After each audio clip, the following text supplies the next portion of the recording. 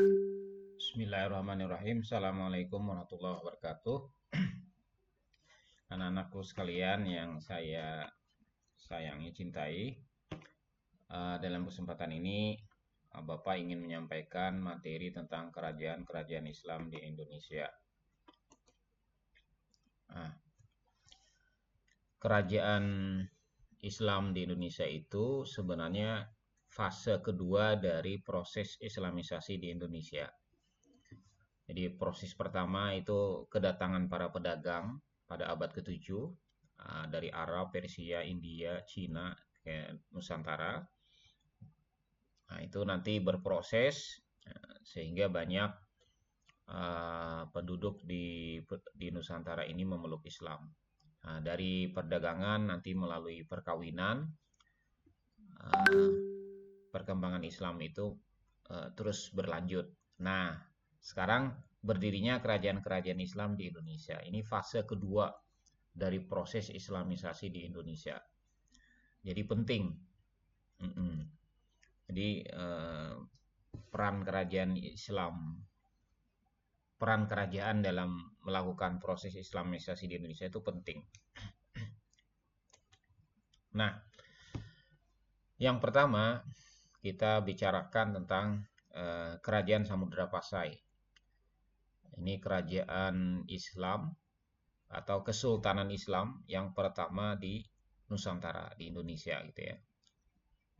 Berdiri tahun 1267 berdasarkan berita catatan Marco Polo 1292 dan Ibnu Battuta abad ke-13. Nah, jadi sumbernya dari mana? Para sejarawan kebanyakan mengambilnya dari catatan Marco Polo, pengembara Marco Polo dan Ibnu Battuta.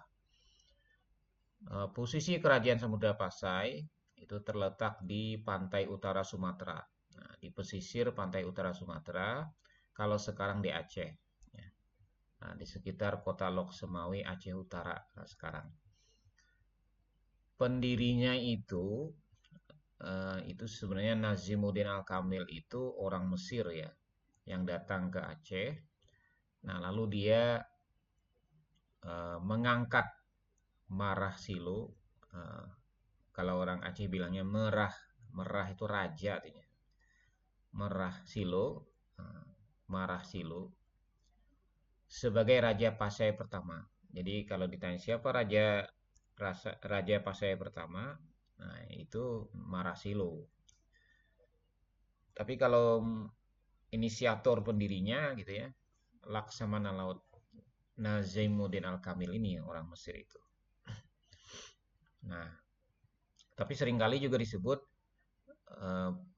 pendirinya Merah Silo gitu ya, karena dia raja pertamanya. Mempunyai gelar Sultan Malikus Saleh, lahir 1285, nanti wafat 1297. Di batu nisannya itu tertulis, dia wafat 1297. Nah, ini pula yang menjadi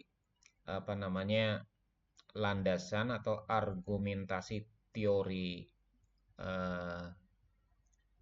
Gujarat ya, teori India yang mengatakan Islam masuk ke Indonesia abad ke-13. Nah, argumentasinya karena berdasarkan batu nisan makam Sultan Malikus Saleh. Kemudian Sultan Malikus Saleh menikah dengan seorang putri dari kerajaan Islam Perlak bernama Ganggang Sari. Dari pernikahan ini lahir dua putra, yaitu Malikus Zahir dan Malikul Mansur. Ibnu Battuta menceritakan tentang kekaguman terhadap kerajaan ini. Tanahnya subur, kotanya tertata dengan indah, dikelilingi dengan tembok dan menara kayu, perdagangannya maju pesat, ditandai dengan penggunaan mata uang emas. Nanti kalau kalian baca lebih dalam tentang perang antara Majapahit dengan Samudra Pasai, itu banyak versi sebenarnya ya. Jadi banyak hoaxnya ya. Nah, sebenarnya kata naskah-naskah kuno itu yang didapat dari perpustakaan-perpustakaan dunia ya, terbaik dunia, di Leiden gitu ya. Naskah-naskah yang ada di Eropa gitu ya, yang dibawa aslinya ke Eropa itu. Sebenarnya penyebab Majapahit menyerang Samudra Pasai itu eh, ada motif ekonominya gitu. Karena ada motif ekonominya, yaitu melihat kemajuan pesat Samudra Pasai. Salah satunya dia membangun masjid emas gitu ya. Nah, karena Samudra Pasai ini yang menguasai wilayah Selat Malaka, jalur perdagangan maritim di situ. Nah, jadi ada nanti rebutan kekuasaan gitu ya. Ada motif ekonomi yang besar. Nah, tapi nanti dibumbui oleh legenda-legenda hoax-hoax yang mengatakan macam-macam ceritanya ya. Nah, nanti di YouTube banyak sekali itu. Simpang siur ceritanya yang diantaranya itu memandang negatif kerajaan Samudra Pasai seakan-akan Raja Samudra Pasai itu eh, karakternya tidak baik gitu ya, sehingga membuat Majapahit marah gitu ya. Nah, jadi nanti dibaca saja lebih mendalam, itu menarik sekali sebenarnya kisah uh,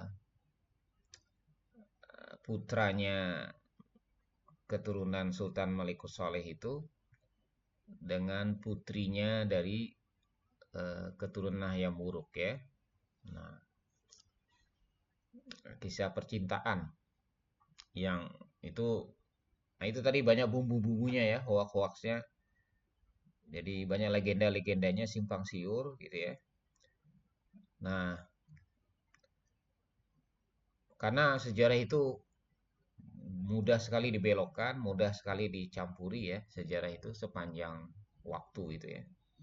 Jadi harus untuk mengetahui sebenarnya harus menemukan naskah-naskah aslinya itu ya, kekuatan. Nah, naskah-naskah yang berbicara tentang Samudra Pasai itu kebanyakan dari kitab Hikayat Samudra Pasai namanya. Hikayat Raja Samudra Pasai. Itu versinya macam-macam. Ada versi Belanda, ada versi Portugis, ada versi Roma ya, ada versi Malaysia. Nah, ada yang versi keturunan asli masih pegang juga. Nah, ada versi Portugis ya, karena tuh diperjualbelikan. Beberapa bab itu dihapus oleh Belanda gitu ya. Isinya diganti gitu. Karena perlawanan heroik atau pernyataan-pernyataan dalam kitab kisah raja-raja, kisah hikayat Raja Samudra Pasai itu banyak yang bisa menginspirasi pemberontakan terhadap Belanda gitu ya. Nah, bab-bab itu menurut sejarawan itu banyak yang diganti ya, sudah tidak asli. Nah, cerita-ceritanya juga diganti. Nah, termasuk nanti Letter of Love Ratu Nahrasyah ya. Nah, Sultanah Ratu Sultanah Nahrasyah dari Aceh itu terhadap Pangeran Prameswara Raja Malaka nanti. Wah, itu ceritanya menarik sekali. Nah, kalian boleh baca. Tapi sekali lagi banyak bumbu-bumbunya ya, banyak hoax, banyak versi-versinya. Kita bingung juga. Sebenarnya yang paling benar yang mana? Nah, itu harus melihat ke perpustakaan, ke link-link perpustakaan-perpustakaan yang masih objektif gitu ya, menyimpan naskah yang diakui itu naskah yang sebenarnya gitu ya. Nah, karena para sejarawan juga beda-beda versinya tergantung referensi yang dia pakai. Baik. Samudra Pasai menjadi pusat perdagangan dan pusat perkembangan Islam di Indonesia. Kebanyakan mubalih atau dai Islam yang datang ke Jawa dan daerah lainnya berasal di Samudra Pasai. Nah, ini ciri khas Samudra Pasai waktu itu ya. Samudra Pasai itu selain ekonominya bagus, ya, maju tadi seperti digambarkan oleh Ibnu Battuta, dia juga menjadi pusat keilmuan Islam. Jadi itu banyak ulama-ulama dari Mesir, dari Arab, itu diundang datang ke sana memberi kajian-kajian. Nah, eh, kajiannya itu semuanya keilmuan agama ya. Jadi kajian akidah, kajian fikih, bahkan di situ ada disebut fikih laut ya, atau fikih maritim. Nah, bagaimana fikih tentang kelautan ya, tentang maritim, tentang perdagangan, muamalah di bidang maritim gitu ya, termasuk ekonomi, kegiatan ekonominya. Itu ada kitabnya. Nah, kemudian kajian tentang tasawuf, ya, kajian tentang tasawuf. Jadi tadi akidah, fikih, tasawuf, tafsir, hadis gitu ya. Nah, itu luar biasa di Samudra Pasai. Nah, lembaga pendidikannya disebut Menasah. Nah, Menasah itu ada yang tingkat dasar, ya, ada yang tingkat eh, atas, gitu ya. Nah, jadi kayak pendidikan dasar dan pendidikan tinggi. Kalau bahasa kita sekarang itu sudah ada di Samudra Pasai. Nah, para wali songo seperti Sunan Kalijaga, nah, eh, para wali songo itu banyak apa namanya nanti menimba ilmu di sini. Nah, setelah dipandang cukup, baru mereka dikirim berdakwah keliling Jawa, Sumatera, keliling Sumatera, Jawa, Kalimantan sampai ke Sulawesi, ke Ternate, Tidoi, Maluku sana. Nah, kemudian para wali songo seperti Sunan Kalijaga memperistri putri Maulana Ishak, Sultan Pasai. Sultan Fatahillah alias Sunan Gunung Jati juga besar di Pasai. Jadi mereka-mereka secara keilmuan juga menimba ilmunya di Samudra Pasai. Pada tahun 1350, Samudra Pasai diserang Majapahit. Nah, ini tadi ceritanya, ya. Nah, jadi kalau baca naskah yang kisah hikayat Raja Pasai itu diceritakan itu Majapahit itu mengirim kepala babi gitu ya ke istana Samudra Pasai. Nah, membuat Raja Pasai marah. Itu dianggap penghinaan. Nah, kemudian Majapahit itu kan nanti dia menyerang Sriwijaya, kemudian menyerang Pasai,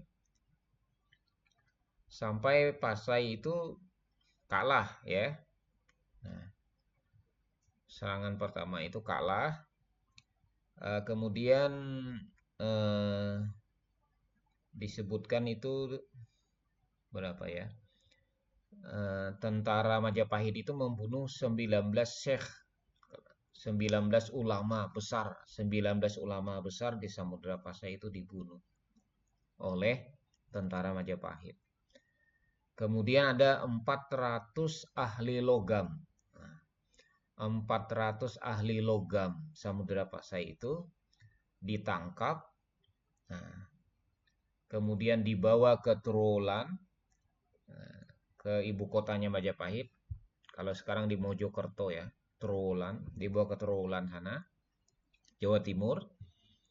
Nah, mereka 400 ahli logam itu dipekerjakan untuk membuat senjata. Nah, jadi ringkasnya nanti Samudra Pasai itu hancur, kalah, diserang oleh Majapahit. Nah, kemudian setelah itu di atas keruntuhan Majapahit itu berdirilah Kerajaan Aceh Darussalam nanti 1524. Setelahnya jauh ya. Nah, 1524 nanti berdiri Kerajaan Aceh Darussalam. Peninggalan Kerajaan Samudra Pasai adalah mata uang emas disebut dirham atau dirham. Cakradonya, ini hadiah dari Kaisar Cina Laksamana Cheng Ho ya.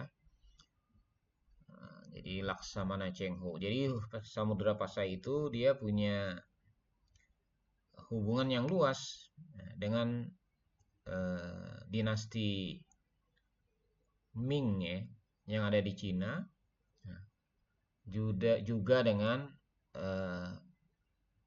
raja-raja yang ada kerajaan Champa gitu ya. Waktu itu di Vietnam ya, kerajaan Champa. Nah, pokoknya mereka memiliki hubungan yang kuat dengan bangsa-bangsa lain ya. Nah, terutama dalam hal ekonomi perdagangan. Jadi kalau saya bayangkan sekarang, sebenarnya mirip saja gitu ya, kondisi zaman dahulu dengan zaman sekarang. Bahwa wilayah-wilayah di Nusantara ini, di kita ini, dikunjungi oleh bangsa-bangsa lain. Dikunjungi oleh bangsa-bangsa lain. Hanya bedanya waktu itu mereka menggunakan kapal lewat maritim. Nah, kalau sekarang macam-macam bisa lewat maritim, kebanyakan sekarang pakai naik pesawat terbang, gitu ya. Nah, artinya apa? Artinya dari dahulu kala, dari dahulu kesultanan-kesultanan, kerajaan-kerajaan yang ada di Nusantara ini berhubungan dengan dunia luar, dunia luar yang karena strategisnya wilayah kita. Baik. Kemudian ada makam Sultan Malikus Saleh, juga itu peninggalan Kerajaan Samudra Pasai, bukti-bukti peninggalan Samudra Pasai. Kemudian Kerajaan Malaka. Nah, berdiri tahun 1402 oleh Parameswara, seorang putra Sriwijaya yang melarikan diri dari perebutan Palembang oleh Majapahit. Nah, ini juga diserang, Sriwijaya diserang oleh Majapahit ya. Malaka menjadi pelabuhan internasional yang maju dan ramai. Banyak pedagang dari Cina, India, Arab, dan Afrika berlabuh di pelabuhan ini. Parameswara menjalin hubungan erat dengan Cina, bahkan Laksamana Yinching mengunjungi Malaka tahun 1403. Malaka mendapat perlindungan dari Cina ketika diserang oleh Siam. Hubungan Malaka dengan Cina semakin erat. Salah seorang Sultan Malaka menikah dengan putri dari Cina bernama Hang Lipo. Nah, jadi dari dahulu hubungan Asia Tenggara ya, Asia Tenggara dengan Cina dengan kita itu sudah lama gitu ya, bukan hal yang baru. Jadi kalau hari ini pun negara kita Singapura, Malaysia gitu ya berhubungan dengan China itu ya wajar, saya sejak dahulu sudah begitu. Parameswara menjadi Muslim setelah menikah dengan Putri Pasai. Laporan dari kunjungan Laksamana Cheng Ho tahun 1409. Nah, jadi Parameswara nanti mualaf ya menjadi Muslim. Kemudian menyebutkan bahwa para Meswara dan rakyat Malaka adalah Muslim. Nah, jadi nanti ada nanti kesultanan. Tadi Samudra Pasai, Kerajaan Aceh Darussalam, dan Kerajaan Malaka. Pada tahun 1414, para Meswara digantikan oleh putranya bernama Megad Iskandar Shah. Malaka runtuh tahun 1511 ditaklukkan oleh Portugis pimpinan Alfonso. Nah, ini singkatnya seperti itu ya. Nah, Kerajaan Malaka ini nanti cikal bakalnya sekarang Malaysia ya, ada di Malaka. Malaka di Malaysia sekarang.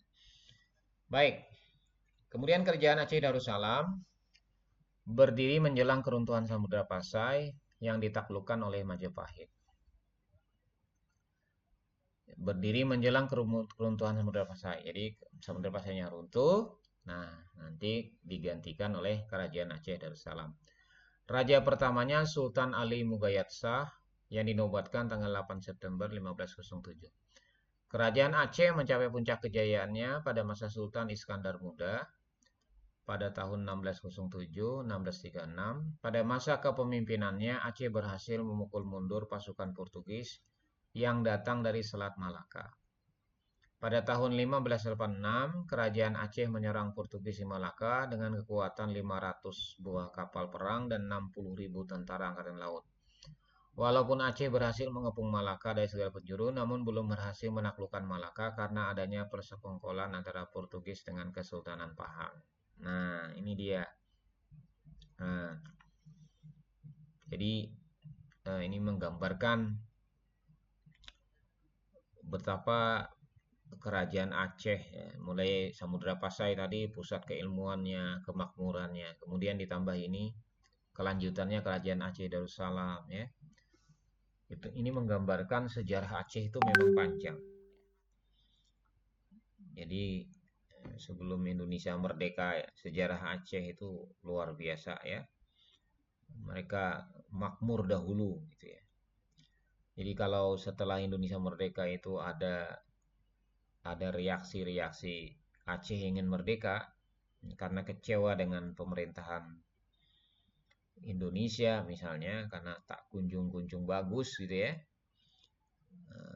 Banyak apa namanya korupsi, kemudian mereka merasa orang Aceh merasa disingkirkan padahal mereka punya punya sejarah yang hebat gitu ya.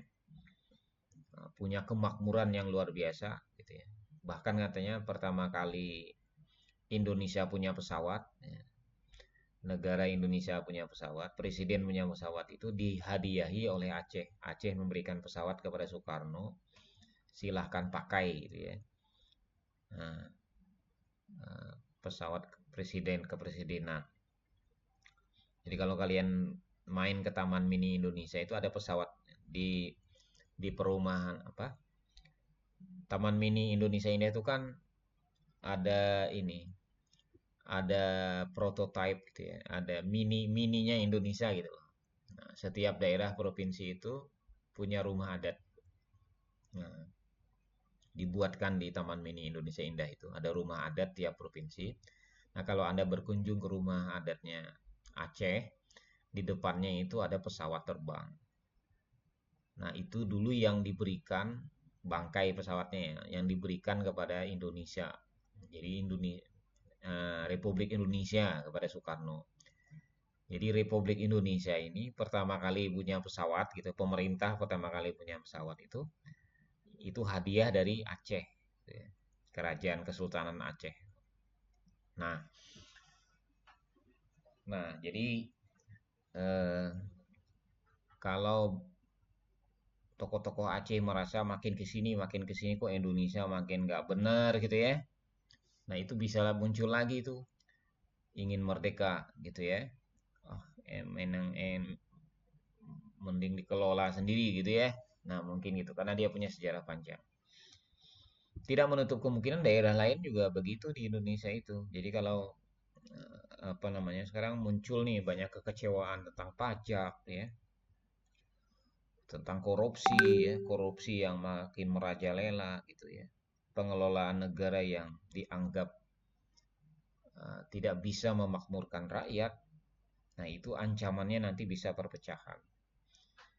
Nah, bisa saja masing-masing daerah nanti memisahkan diri.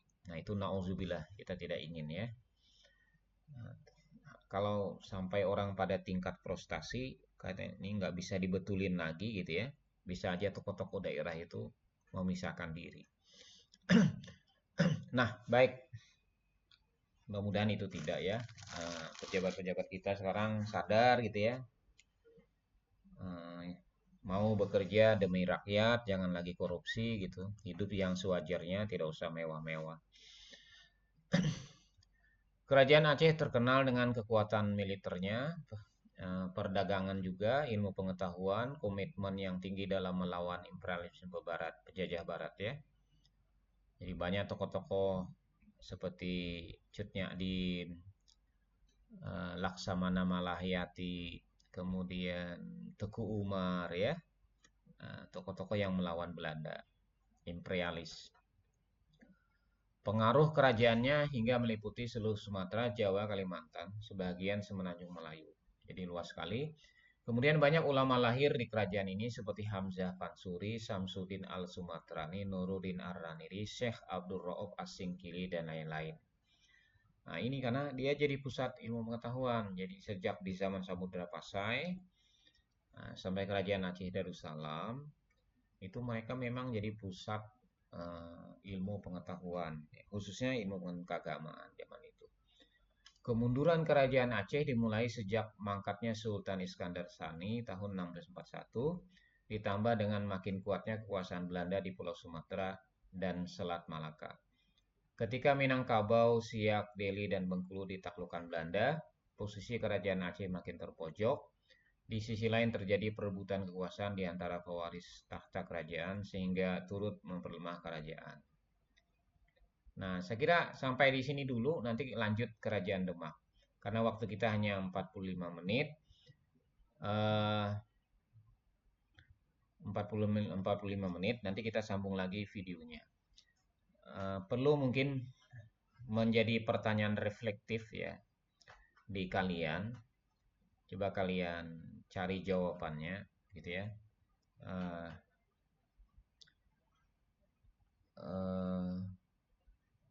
Mengapa gitu ya?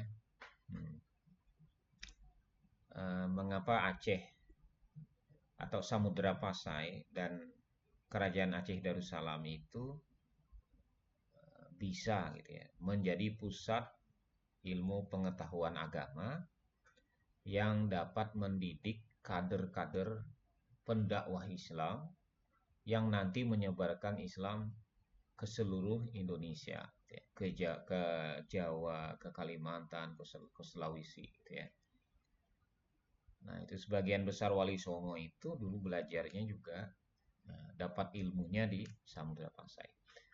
Nah, artinya coba pertanyaan reflektif kita, bagaimana dulu mereka membangun keilmuan itu ya, dari awalnya prosesnya seperti apa, interaksinya dengan ulama-ulama di Arab seperti apa gitu ya. Nah, kemudian naskah-naskah ini penting kalian tahu itu ada naskah, ada Hikayat Raja Pasai, ada lagi buku-buku tentang apa sih namanya, Bustanul Arifin ya, apa tuh, ada lagi taktik perang ya. Nah, ada buku-buku taktik perang, ada buku tasawuf, sufi ya, karangan Nuruddin Ar-Raniri, Syekh Abdul Raub Asingkili, dan lain-lain. Ini penulis-penulis semua. Hamzah Fansuri ya, karangan Hamzah Fansuri. Nah, itu kalau kalian ada waktu coba browsing, tanya-tanya. Mungkin lebih cepat tanya Chat GPT atau tanya lewat DeepSeek gitu ya. Saya juga. Tapi tentu nanti ditelusuri minta ke Chat GPT, ke DeepSeek-nya, minta rujukannya, minta link buku-buku rujukannya, dikasih, kalau nggak dikasih PDF-nya sama dia. Nah, saya kira itu teman-teman, saya karena ada tugas dari Perpustakaan Nasional menjadi narasumber di Palu ya. Nah, jadi saya lewat di hotel ini kita gunakan teknologi, saya rekam supaya teman-teman bisa juga tetap bertatap muka dengan saya gitu ya. Nah, PPT-nya sudah saya kirim di bahan ajar e-learning, nanti silahkan dibuka juga. Saya kira demikian, terima kasih. Nanti Kerajaan Demak kita lanjut berikutnya. Terima kasih. Assalamualaikum warahmatullahi wabarakatuh.